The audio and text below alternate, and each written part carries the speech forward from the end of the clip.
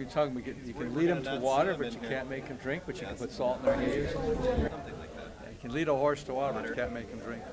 But you can put salt in their hay. I haven't heard the salt in your hay part. I'm going to use that though. Oh, we have new signs. Yeah? Yes, How long did it Aren't take they you to nice? notice that? I did them. Thank you. They look very nice, and they're on brand and everything. And we got rid of all the old ones, so nobody can put the old ones up. Darn it. Nice. Except she was married, so I'm going to confiscate hers after the meeting. She left them in her drawer. She says, no, I got some here. I'm like, Oh, her. Oh, So you violated my drawers. we did? yes. Good evening, everyone. When Beth is ready here, we can do the sign-in for roll call.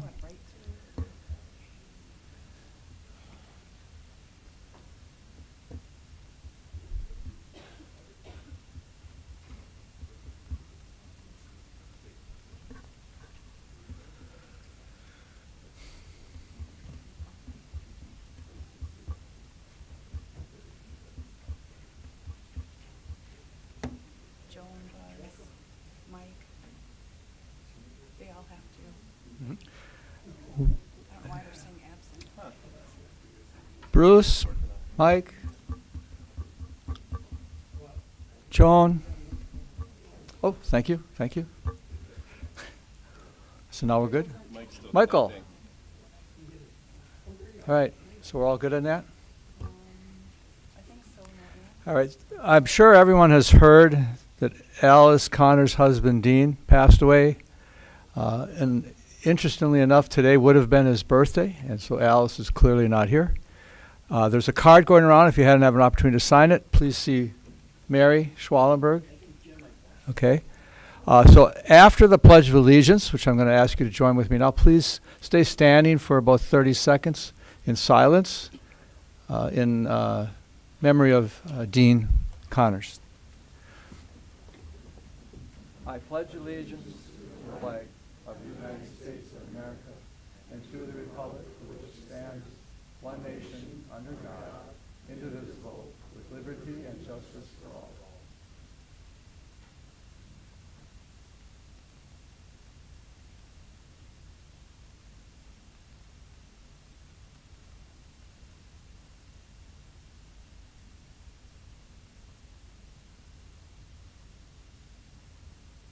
All right, thank you all.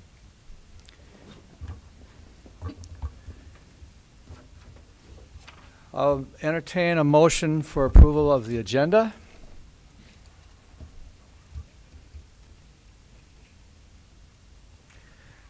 I have a motion, Supervisor Elliott, and a second by Supervisor Booty. Is there any discussion, changes? Seeing none, please vote your ballot, or excuse me, please make your vote.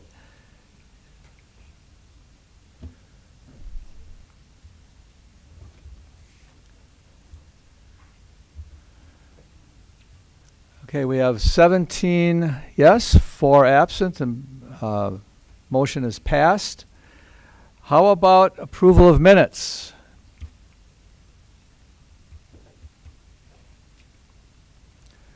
We have a motion by Supervisor Miller and a second by Supervisor Johnston.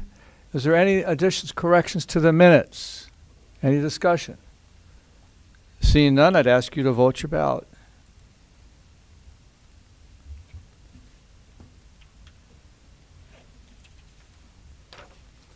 Okay, do we have any petitions? There are no petitions. No petitions? Communications? No communications. Public participation?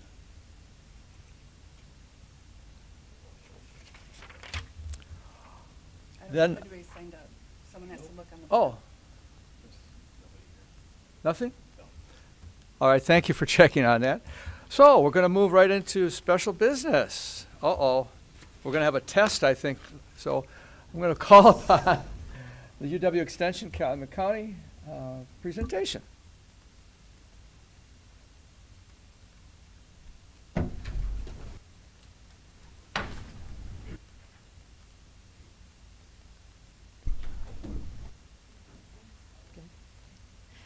Good evening, and thank you for providing this opportunity for UW Extension to provide an update and overview of our work here in Calumet County. My name is Jana Hintz. I'm the Area Extension Director. I cover Calumet, Manitowoc, and Sheboygan counties, and I'm interim for Outagamie and Winnebago counties. Going forward, starting in February, I will continue to be the Area Extension Director for Calumet, Sheboygan, and Manitowoc, but I will also be taking on Door County and Kewaunee. But I will no longer be the interim then for Outagamie and Winnebago. A little bit about those changes. So we have significant budget reductions stemming from federal funding cuts and a campus-wide budget exercise that really required us to review and adjust our area extension director structure. So a survey did go out to across the county, across the state, to all the counties. So we sent it to our county administrators, county executives, county board chairs, and our liaison committee chairs, and really asking for feedback on the area extension director role and what that looks like. So based on the survey and responses from our county leadership, we made changes that reflect what you told us matters. And what we heard was that you really want that strong local connections, insight into community needs, and effective supervision of educators and staff. So based on that, we are shifting from 21 to 19 area extension directors. And so it looks a little bit different. We'll have any area extension directors will have anywhere from 1 to 5 counties that they oversee. And really, the way we readjust it, their alignment, really helped ensure continuity. Oh my gosh, sorry about that. Helped us continue our services and minimize the disruption within each county. So the known vacancies that we have right now, why I'm interim for a couple of counties and we have other interim area extension directors, we are in the process right now that the realignment has been done, to hire those vacancies to help oversee all the counties across the state. So that is why we are going to see some of those changes coming forward. We also, I want to share, last year when we were here, this is what our organizational chart looked like. Well, that has changed a little bit too. So the Congressional Budget Reconciliation Bill that was signed into law on July 4th, that ended SNAP Ed, or what we called FoodWise here in Wisconsin. And FoodWise was the Supplemental Nutrition Assistance Program education. So that fund was not the dollars for SNAP. That is SNAP, those were the funds for SNAP Ed, or the education that was really the educators provided in schools, food pantries, farmer markets, and community centers. So they really provided and taught practical evidence-based skills in meal planning, meal budgeting, food safety, and food resource management.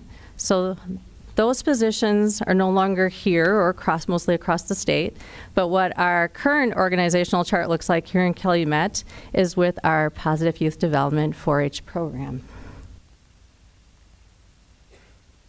So with that, we still believe that extension is really the Wisconsin idea in practice. So it's bringing the resources of the university to the boundaries of Wisconsin. And that's done through 6 institutes within the Division of Extension. So we have 6 program areas or institutes. So we have agriculture, community development, positive youth development, 4-H here in this county. We also have PYD in addition to 4-H in some counties, which is positive youth development, not just with a 4-H focus, but also some other areas where they work with youth organizations and how to bring youth voice to those organizations. We have natural resources, and then the Human Development and Relationships Institute.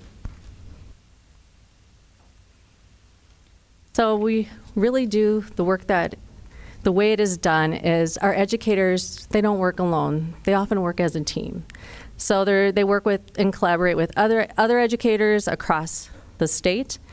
They determine by working in the community what the needs are, and based on those needs, often the curriculum and the programs that they develop end up being things that are regional and statewide. So the needs are found to be across the state. So they often work with program managers, other educators, specialists, and institute directors. So when a county contracts to have an educator, they're not just getting one educator, they're getting a whole team. And of course, here in Calumet County, we have Carlia, and she does the work with 4-H and the Positive Youth Development. And we share the work that she does with our Oversight Committee and also through an impact report that all of you have received and is in front of you. So the majority of this report is usually about the positive youth development or the work that Carlia is doing. But then we also like to share what we call value added.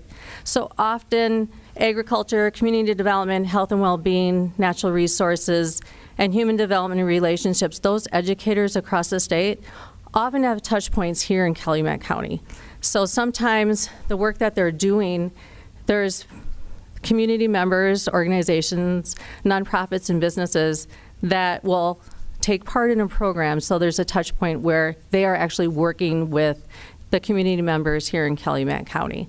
So when that happens, I'm able to pull a report because our educators also do monthly reporting through a portal at the state where they put in who they worked with, how many people they worked with, the programming that they did, and what region or area they worked in.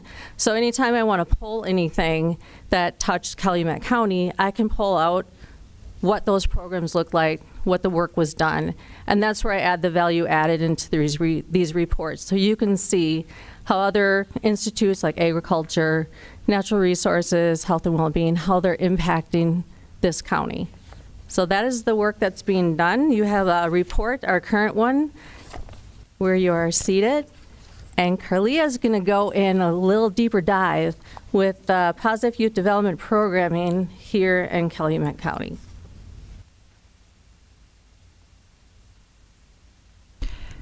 Good evening. My name is Carlia Learman. I am the 4-H educator for here in Calumet County. I've been in my role now for about 6 years overseeing the 4-H program. So besides overseeing the 4-H program, I also oversee the youth and governance program, and we are in our current second year, and I see we actually have one of our youth, McKenna, in the back. So if you haven't met McKenna, she is one of our youth participating currently in the youth and governance program. So our current numbers, I just want to go over. We currently, as of today, have 332 youth that are currently enrolled. We are in the process of our re-enrollment right now. Our members have until December 31st to re-enroll in order to be eligible for the Calumet County Fair. And so we'll see an influx over the next couple weeks up until December 31st of them being able to enroll. We have Clover Buds, which is our youngest age group in 4-H. Those are kindergarten through second grade youth. We have 63 currently. And then grades 3 through 13. And in 4-H, we say grade 13, that is the year after high school. Those youth are still able to participate in 4-H as well. And we do have a handful of those youth that are able to, or are still participating right now. So in grades 3 through 13, we have 269 youth currently enrolled. We have 65 volunteers. And then I just wanted to go over our clubs a little bit. We have 12 community clubs, and so our clubs have been long-standing. Actually, the youth that you're going to hear from in a little bit, he is a member of our longest-standing club, Sherwood Wide Awake, that we have right now. And then we have 4 spin clubs. We have Dog Project, we have Horse, we have Cloverbud Club, and we have Explorers, and I'll talk about those in a little bit. And then something new that we actually launched, we have a new military club. I am collaborating with Brown County 4-H. If you are not aware, there are a handful of units that are deployed currently to Syria, Iran, Iraq, and I'm trying to think some of the other, we have some in Washington, D.C. as well. And seeing that the families that are left here on the home side while those are deployed, we wanted to make sure that those youth are having resources for them as well, is because it's not just the service member that's deploying, but we know the youth, they can't have their dad or mom just go to their athletic events that they normally would have them go to, and they can't just pick up the phone and call them on a regular basis, and they do need additional positive supports as well. And so we are launching, we had our first meeting back in October, and we actually have our next meeting in January. So we have youth anywhere in the eastern region who are able to participate and belong to this military club. So initially it was going to be just youth who had somebody deployed, but right now it's anyone who has a family member who is either deployed and or in the Army or any branch or reserves right now can participate, because at any given point we know that military branches can deploy, and so we don't want them to be impacted in a negative way if we don't have the resources for them. So that is something that we're currently doing right now. just want to show you a little bit at where we're at. Our state office just put together some resources for us just so we can see where our membership is at. This is dated from December 8th, if you can see at the top of that. So it does get updated periodically. As we mentioned, we have 332 currently. Our membership is up compared to last year. And something that I've seen this year is we do have an influx of first-year members and first-generation 4-H members. And if you're not familiar with 4-H at all, it's really important for us to kind of track who are the first generation 4-H members and the first year 4-H members, because 4-H is a huge organization and there's a lot that goes into it. And the reason it's important for me as a 4-H educator to know who is a first time family and first generation family is to know that I might need to help provide them additional support. An example could be when it comes time to whether it's enrolling in 4-H or even signing up for their entries at the Calumet County Fair. They may have no idea how to go about doing this. And so part of my role is to help provide support, or maybe they have questions on how to get in touch with a project volunteer, or maybe they have questions on other resources. My job as a 4-H educator is to help to provide that support for them. So knowing that they're a first-time 4-H member or maybe that first generation family, that helps me know that I need to check in with them a little more than some of our multi-generational families. So you'll hear from one of our youth who he's at least a third generation 4-H family, maybe fourth. And so his family's very familiar with 4-H, but those first time ones, it's really important for us to check in on them. And I just wanted to share with you, on the left side, you will see the Calumet County top 10 4-H projects, and on the right side, you'll see the state projects. I just wanted to show you a little difference. For the second year in a row, foods and nutrition is our top project area that we have, and that has really grown in the last 4 to 5 years. And I'll talk about some of our programs that we do here in a little bit. You can see Todd there actually in a picture. He last month actually helped lead one of our food workshops. So we do food workshops almost on a monthly basis, as youth can learn how to follow a recipe. That could be as simple as even how to measuring their ingredients. He taught how to do French macaroons, and they got to learn how to make fondant from scratch. Our youth who's here tonight, he might talk on that. He was actually a participant in that workshop as well. But it's a great way for youth to learn a little bit more in their foods and nutrition project area, because it's more than just learning how to read a recipe. One thing that I like to say separates us from other youth serving organizations is that in 4-H, we're really big on mastering our project areas. And so in some other organizations, they might work towards medals or certificates. In 4-H, we're working on mastering our project skills. So we're going to keep working on those project areas and leveling up our skills to those mastery levels. And so that's something that we're really focused on. So foods and nutrition is our #1 project area. I think we have 118 youth that are currently in that project area. And one big thing that has been a driver of that is the food workshops that we do monthly. And we also have a food auction as well that I know Todd and Alice have come and watched as well. So those are some of our driving forces. Photography, food decorating, which is cake decorating, clover buds, swine, woodworking, poultry, archery, art, and Lego are our top 10 project areas. So some of our programs that I'm currently working on is we are doing a winter leadership camp. I'm working with 7 other counties throughout the eastern region where our youth who are in 7th grade and older, we're all going to get together and help them look at their different leadership skills and qualities. And then we're also going to be teaching them some life skills as well. So we are going to be doing some cooking there as well, because we hope that they're going to be able to do some basic cooking, whether it's how to cut fresh fruits and vegetables, how to measure liquid and dry ingredients. We're having somebody who's coming to do some bike maintenance and repair. We're going to be teaching some sewing. I know we're going to be doing some first aid basics as well, as these are youth that are in their teens and in a few years are going to be adults, and so we want to make sure that they're starting to get some of those life skills are really important.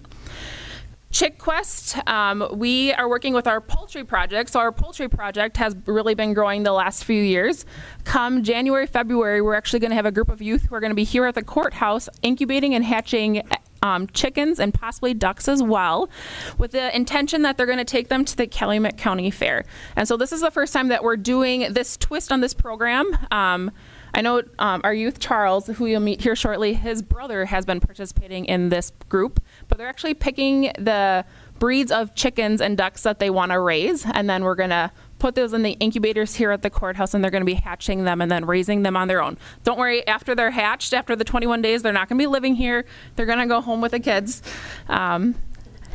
So that's been a really fun project, learning about the development. The youth are actually going to help us handle them around 16 days into the 21-day incubation period. So they'll be able to see if the eggs are actually growing and will hatch from that point. And so we go through that. We talk about marketing. If you remember months back when egg prices were really high and everyone was freaking out and wanting to start raising chickens on their own, we go over all of that information on the marketing of eggs. Is there really a big saver on raising chickens on your own? We talk about all those different things through this program. So it's a really fun educational program for the youth, and it's a little bit of a different twist for the youth in the poultry project.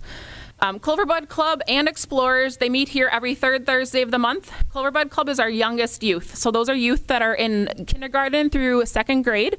Youth in that program can be in a traditional club and or just in Cloverbud Club. So we have about 20 youth right now that are participating here at the club, and it's a great way for them to engage with youth their age, doing hands-on projects specifically for that age group. This Thursday, so in 2 days, we actually have our December meeting for both Cloverbud Club and Explorers, and they're going to be doing a lot of hands-on Christmas projects. Explorers is for those youth that maybe just graduated from Cloverbud Club, and it's for youth to really explore more about 4-H. I mentioned we do a lot for the families that are new, whether they're first-time 4-H families, first-generation families. This is a great way to learn about the different officer positions in a 4-H club, learning about the 4-H pledge. How do you run a meeting? You guys do Robert's Rules of Order here. Imagine being a third grader trying to run a meeting in Robert's Rules of Order. So that's something that we work with the youth to really help them learn, because going to a club meeting that's being run by teenagers sometimes can be a lot as a small third grader. And so this puts them in a safe space to learn about those 4-H basics with kids that are their age. We are doing a livestock reality store this year, and we're going to do an activity in a little bit that kind of talks on this as well. But a lot of times people in the community who might be outside of 4-H, they think 4-H is just the kids that take animals to the fair. And there's so much more that goes into taking animals to the fair and being a part of the 4-H program. Youth are encouraged to go through our livestock reality store as a way to see how much does their animal actually cost? What housing options are they gonna keep it by a friend? Are they keeping it at their house? Do they have to pay rent? How much does the feed cost? And then there's purchasing your show clothes depending upon what species you're showing. If it's rabbits or poultry, you might have to wear a white jacket. If it's a different species, you might have to wear jeans, boots, tops, etc. There's different things that go into showing an animal, and sometimes the parents are the ones doing a bulk of the financial part of the project, and so this is a way to help the youth in a safe space learn more about the financial record keeping and making some of those decisions as well. I touched on food workshops, and then we do day camps and summer camps as well. We offer 4-H in the kitchen, we do a Cloverbud camp, we do an adventure camp, and we do some other camps as well with our AmeriCorps member. I was supposed to have another youth here tonight who actually let me know that she is sick, so she can't be here. But Sierra Steinfest, who is a part of Sunset Lake 4-H Club, she did attend National 4-H Congress. They literally leave on Black Friday or the day after Thanksgiving, and they traveled to Atlanta, Georgia. Wisconsin had the largest delegation this year. They had 40 youth from around the state that participated. And so here are some group pictures from National 4-H Congress. And so Sierra got to participate. They got to engage in different sessions that really talked about the leadership and how they can bring those components back to not only their 4-H club, but also their county program and school as well. So I'm going to stop talking, and I'm going to turn it over to Charles Jansen, who is a member of Sherwood Wide Awake. As I mentioned earlier, it is our longest standing 4-H club. And so I'm going to turn it over to him to talk a little bit about his 4-H experience. Hi, my name is Charles Jansen. I'm in Sherwood Wide Awake 4-H club. This is going to be my 8th year of being in 4-H. I've been in it since I was 5. Through the multiple things I've done through 4-H, I've enjoyed a lot of it. Up in the top corner with the group photo, that was at the winter camp that Curlia was talking about. I met a lot of new people, and I enjoyed that. The other one in the white shirts, that was in Washington, D.C. I went there the past summer. I met a lot of new people, and we got to do a lot of fun activities. The picture with the children, that was at a day camp. We were teaching gun safety and like introducing them to the 4-H shooting project. The one with me with the clipboard and all the meets, that is at the Telethon, which we do in Madison. We start practicing earlier in the year, and we do a competition in March where we go down to Madison, and there's multiple areas that we work on, including meat judging. We learn about equipment, and we judge animals. The picture of me with my sheep, that was at the fair. The fair is one of my favorite things I do through 4-H. I just get to see a lot of fun people do fun things. And then the one of me decorating the cake was at one of the food workshops where we learned to make wedding cakes with a strawberries and cream frosting. The one with the little picnic table and me, that was at the fair as well. The one with me and the mic, that was at the Pinewood Derby. And the Pinewood Derby is a fun event. We make cars out of wood, and you basically race them. This group picture, was at the wedding cake class, where we made whipped cream and we had a competition. There's a lot of other fun projects we've done through 4-H. Like I said, I went to Washington, D.C. We got to see cool things. I went to camp. That was fun. It's a few nights and a few days, and we get to go boating. We get to do teamwork building skills, and there's a lot of things that 4-H has taught me, and it's going to help me a lot in life. One thing I want to point out, so Charles introduced the picture from him going to Washington, D.C. this summer. This is the third year that we've taken youth to Washington, D.C. We get the Learning Journey Grant through Herb Cole Philanthropies, and so we have the opportunity. I've invited Manitowoc and Sheboygan counties to participate with us now for the third year, and we take 40 youth on this opportunity. The youth only have to pay $100, and the rest of the trip is actually paid for by Herb Cole Philanthropies, and the whole point is so that youth have the opportunity to see our government in action, especially if they wouldn't otherwise have that opportunity. The cool thing for us, this is the second year in a row that our youth actually got to be connected with a Calumet County 4-H alum who also works on Capitol Hill. So while the youth were there, he helped them get in contact with some of our congressmen there, but then he also got to give them a behind-the-scenes tour of the Capitol and see things that you normally don't see, what they call the red coat tour. If you're in DC, you have to get a special tour, and they're wearing the red coats. They got to see things with him that they normally wouldn't see on those tours, and I know our travel guide through the travel agency got to see things that she's never seen in her how many years that she was a travel agent. So there's really cool things. But when he was talking to the youth, he got to talk to the youth that being a 4-H member helped him to get to where he is today. So he was able to talk to those youth that when he got to go to Washington, D.C. as a 4-H'er, that kind of helped spark his interest to want to be working in Capitol Hill. So he works in a congressman's office. The congressman right now he works for is through Pennsylvania. He used to work for Congressman Gallagher, but if you are aware, Congressman Gallagher stepped down due to term limit. But so it's really cool to have that tie, and so kids can see where 4-H can take you and really spark your interest as well.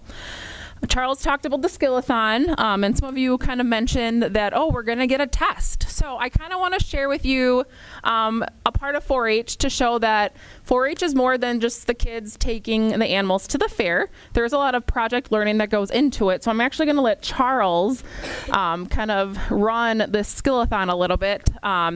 You can kind of see on the screen, these are things that youth on our skill-a-thon and Quiz Bowl team are actually working on a consistent basis. We have a team. How many are on the team this year? Okay, 10 to 14 youth, ages from 3rd grade, they can be through high school. So feed identification, so not just identifying what is the feed, but you're going to have to identify what is the nutritional value. Equipment identification, meat identification, and when you identify what is the cut of meat, you also have to say what species it's from. Livestock judging, so in the past when I've gone, they might have a pen of 6 sheep and you have to identify which of the ones you're going to call or send for butcher. Have to know the parts of the animal of all of the market animal species, and then also do the species identification. So those are all the things that they're practicing when they have their practices, and you guys have been practicing almost every other week, I'd say? Yeah. So I'm going to turn it over to you to run. And I can help you too. Okay. Yeah, or actually I can do it. Okay. So I'm gonna pass one to this side and then just keep passing it down. Oh, actually you can keep it. So he's passing out the cuts of meat. So he's going to do them to each side. They're labeled 1, 2, and 3. If you guys can identify what is the cut of meat and what species is it from.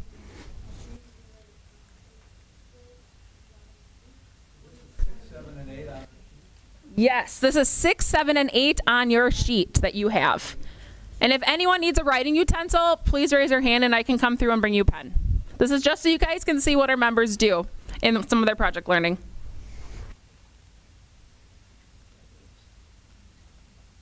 If you want. You could also talk and just, you want me to ask what it is, or you want to walk around with them and how about you do 1? So that can be number. You want to walk around with that and I'll. So Charles is going to walk around with equipment number 5 on your sheet. What do you think this item is that he's walking around with? What do you think this item is that he's walking around with?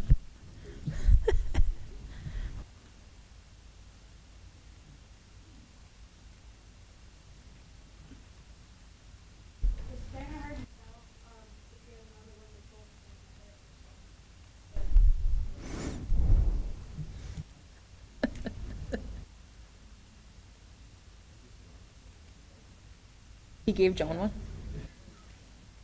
You said it looks like chapstick? You should ask to hold it. It's not light like chapstick. I'm curious, does anyone know what that is?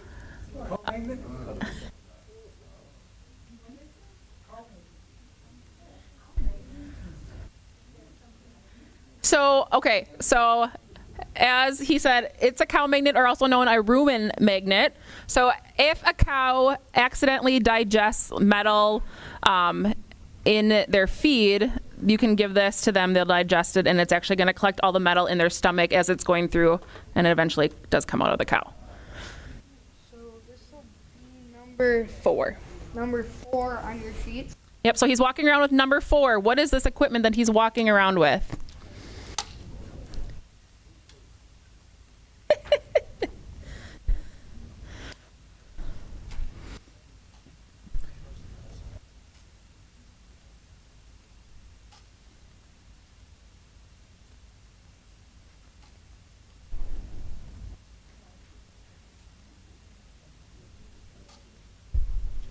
Ron, are you trying to figure out what these are? Are you trying to figure out what these are?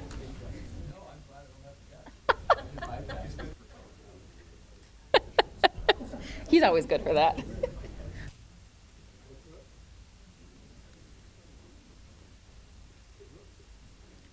Does anyone have any idea of what that might be?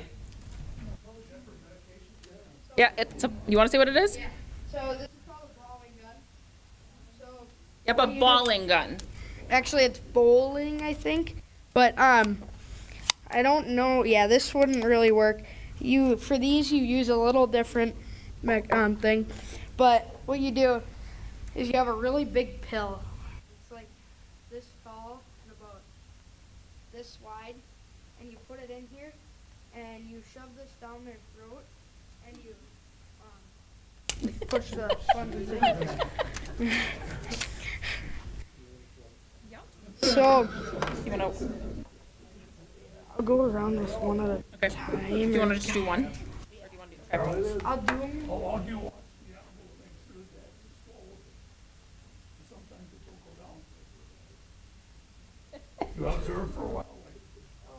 yeah, but I'm not sure how long.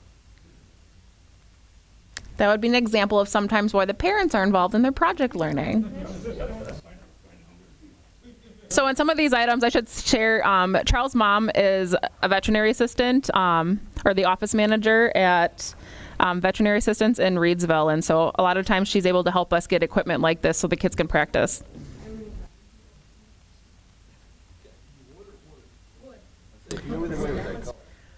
So he is passing around the seed samples. Please look in the jar. They are numbered and will correspond with the numbers on your sheet that you have. So there are 3 feed samples. You will see we have there asking what is the feed that you guys are looking at, and then also the youth have to know what is the feed and what is the nutritional value. So it is a protein, a carb, a mineral, or an additive. So that is something that they all have to know when they're identifying the feed. So the second one, the brown one that's coming around, you might want to smell it and we'll help you out a little bit.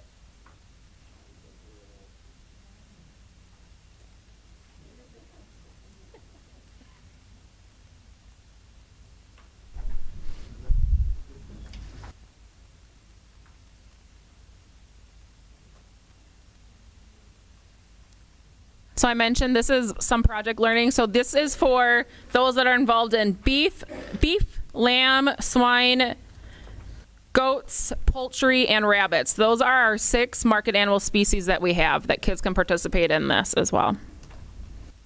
I'll give you a little hint. Pork is generally whiter, or a lighter meat. Lamb is generally more pink. Poultry is more light. And beef is usually more red.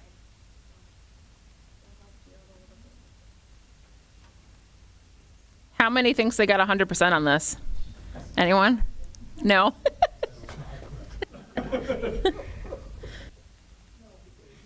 And that's okay. We just want you to see what the youth are learning. I think this is the 3rd year. So this is a program that is run by one of our volunteers. And so she's the one that's coordinating the practices and actually planning what they're going to practice.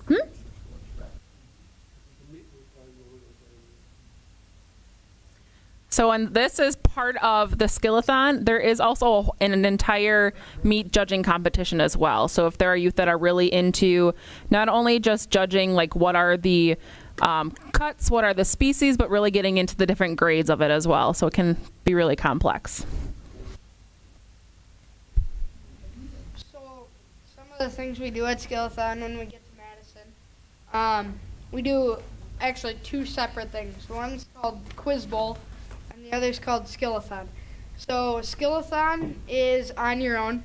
So like this right here, this is Skillathon. So basically what you do is there is tools, like they said, and then there's meats. At the competition, they have like actual cuts of meat, so it's nicer to see there too. And then they have breeds, and then usually bags of wool. What do you do with the wool? So the wool, you have to pick it up, feel it, and basically place it. So there's usually 4 bags. You have to place it 1, 2, 3, and 4. So you're judging the quality of Yep, the wool. the quality. And then there's a pen of sheep. When you get to the senior division, you go in the pen and handle the sheep and work with them and try to figure out like which ones you would keep and send to fair and do that stuff. When you're in the junior, I'm a junior, so when you're in that division, you stay out of the pen and you kind of judge like which ones are the best, and you have, I think it's 6 options, so you have to kind of place them, and then there is a like feed, so we have to judge the feed, and then we have a reproductive system, so you have to label the parts, and there's like a test, so one of the questions I know was like, what do you have to do with a pig in the first 24 hours of it being born? And you have to list all your steps. And then quiz bowl, you go in a room with your team. There's another team against you. You all have a buzzer. They ask you questions, and then you buzz in, and you have to try and answer to get points. Do you want to start going through the cuts? Yeah. So I'll start going through the cuts of meat. So number 6 or number 1, I should say, was a T-bone steak, and that is beef. Number 2 is a pork loin, pork being from a pig. And then number 3 was a rack of lamb, lamb being from a sheep. How many got 100% on those?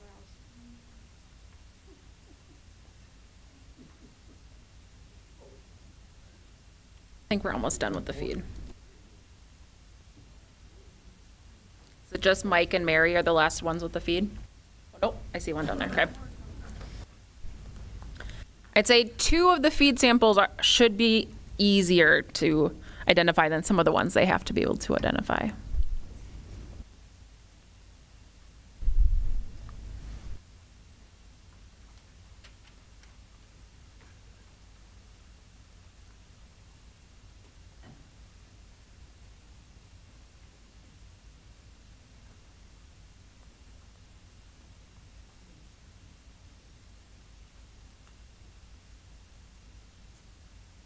Joan, you got a question? Oh, I say this is the last part of my part of the presentation. While we're waiting on the last feed sample, does anyone have any questions about 4-H or extension? I kind of mentioned it briefly. I do also oversee the youth and governance program. So I mentioned McKenna is here, and then we have Ari or Ariana, who's part of the program as well. Something that's going to be coming down the pipeline is the youth and I are going to be traveling down to Madison for legislative days, or the legislative conference. So if any of you are going down there, we will hopefully see you down there. There are other youth and governance programs that are going down as well, and we are planning on doing some legislative visits while we're down there. So we're pretty excited that this will be the first year that we're not the only youth going down there, because last year we were the only youth. So it'll be exciting to see other youth from other programs. Okay, we'll go over the answers for the feed. So, number 1, feed sample number 1, this yellowish one, that was ground corn. Number, What is the nutritional value? oh, sorry, and it is a carbohydrate. Sample 14, that was if you smelled it, it was the sweet one, or it was brown. That's dried molasses, and it's a carbohydrate. Question 3, it was sample 21. Those were whole oats, and those are a carbohydrate. Who got 100% on those?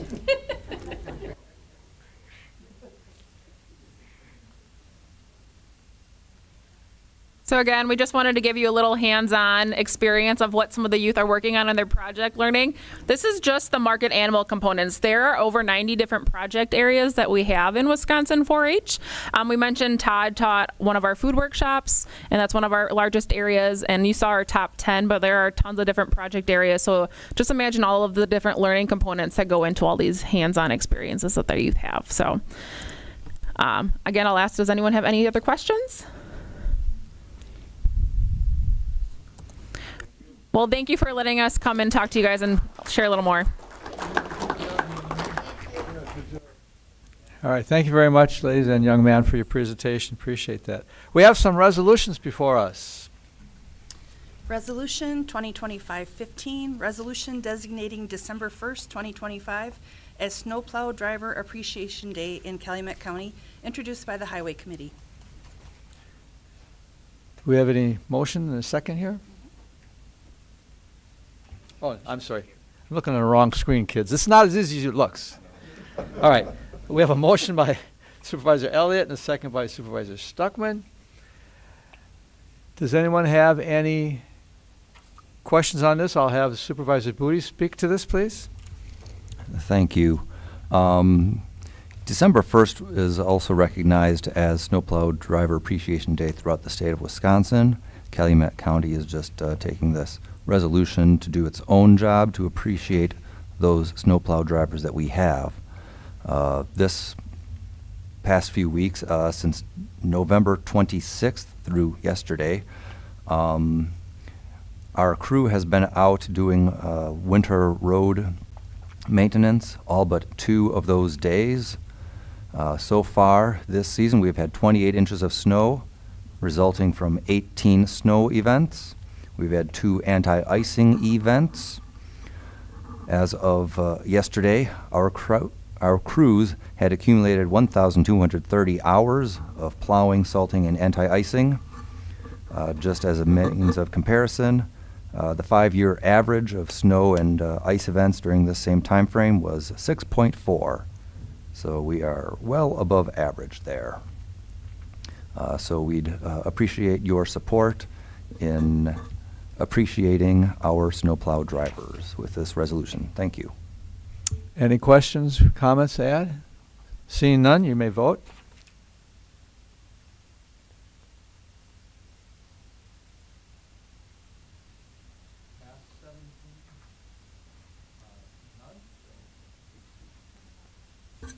Sorry. Motion passed, 17 unanimous. So next resolution, please. Resolution 2025-16, resolution authorizing clean boats, clean waters application for Calumet County, introduced by the Land and Water Conservation Committee. All right, we have a motion by Supervisor Latour and a second by Supervisor Thunes. Supervisor Hoffberger, would you please speak to this, please? Yes, thank you, Chairman Diedrich. This is a DNR grant for the curtailment of aquatic invasive species. The program will fund about $200 for an intern to spend time conducting watercraft inspections at 2 boat landings, Stockbridge Harbor and Calumet County Park. Program allows intern to spend time educating boaters, collecting and reporting data, and report on new or unknown aquatic invasive species. Program helps to prevent the introduction of bad species. Any questions or comments before we vote? Seeing none, you may vote.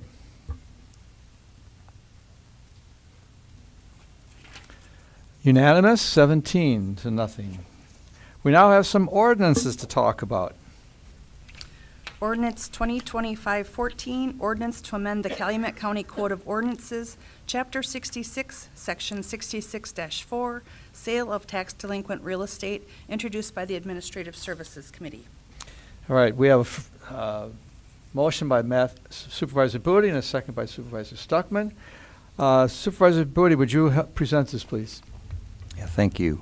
The changes to this ordinance are driven due to state statute revisions, which are part of changes that were made and then updates to correct some problems to that statutory change, all as a result of a United States Supreme Court finding about handling the proceeds from sale of tax delinquent properties. So this change to our ordinance will bring us in compliance with all of those state statute updates. Thank you, Supervisor Booty. Does anyone have any questions? Mike is here if you do. We can delve into the detail. I'm sure you all read this, so that's good to know. No comments, so then vote your ordinance, yes or no. Surprise, surprise, unanimous, 17-0. Next one, please. Ordinance 2025-15, ordinance to amend Chapter 82 zoning code on certain property in the town of Woodville. property of Gary, Eileen, and Tracy Bornemann, introduced by the Planning, Zoning, and Farmland Preservation Committee. Thank you. I'm coming. We have a motion by Supervisor Miller and a second by Supervisor Elliott. And since it's planning and zoning, Supervisor Hoffberg, would you like to speak to this, please? Thank you, Chairman Dietrich. The Bornemann Rezone Zone Ordinance 2025-15. The Bornemanns are requesting to rezone approximately 61.5 acres from exclusive ag district, with 1.5 acres being rezoned to the agricultural residential district and 60 acres being rezoned to the exclusive ag preservation district.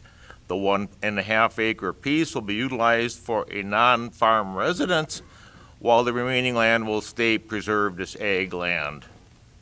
The rezoning is consistent with Town and County Comprehensive Plan, and the Town of Woodville has no objection to the proposal. No one requests to speak. I ask you to vote.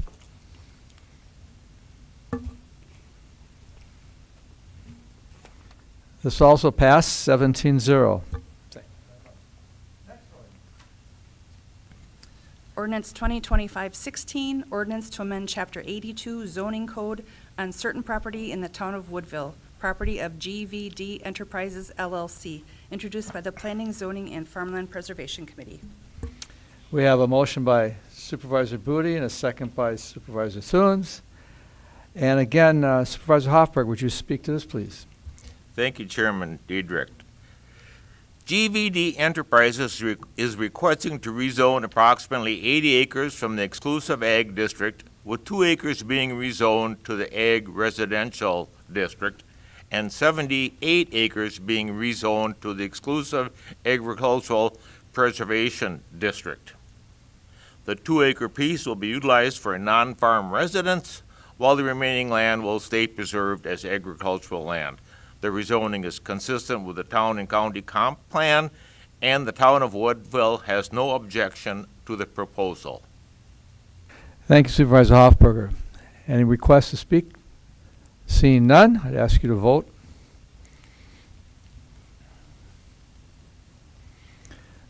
It passes 17-0. Now open up to Supervisor Reports. Meetings you've attended in the last month that the whole group may want to know about. Just indicate your request to speak.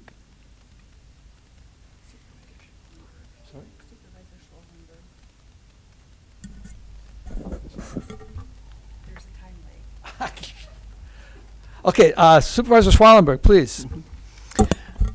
Thank you.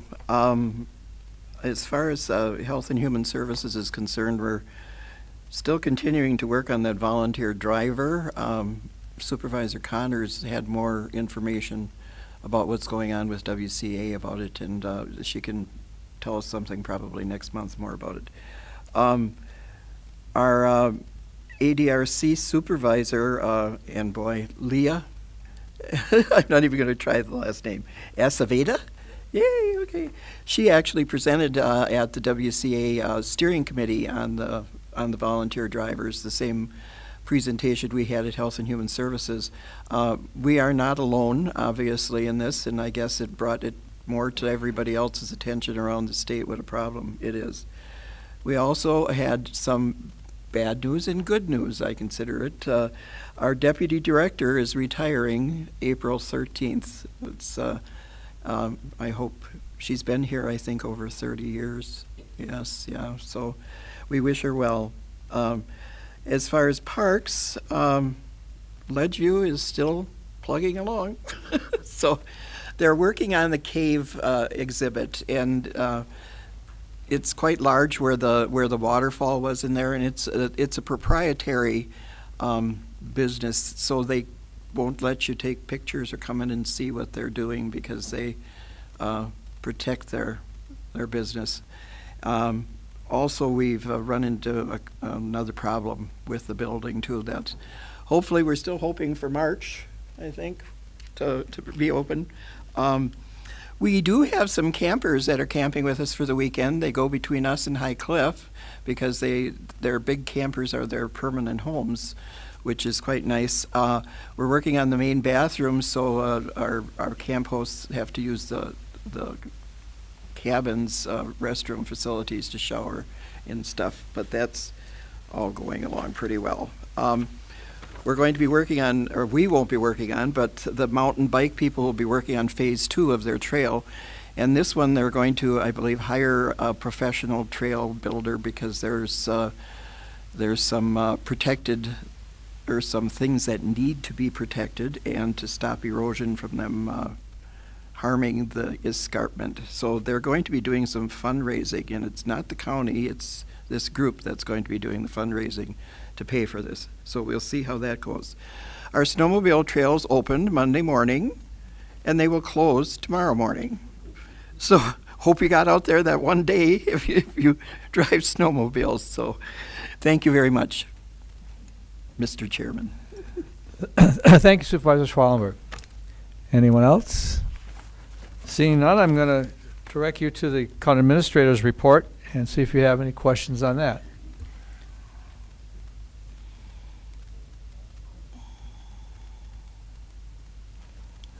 Seeing none, then we have an appointment. I'm going to consider a motion to take these two appointments together. Increases my chance of being approved. We have a motion from Matthew Booty and a second Supervisor Elliott. Any discussion, request to speak? Seeing none, please vote.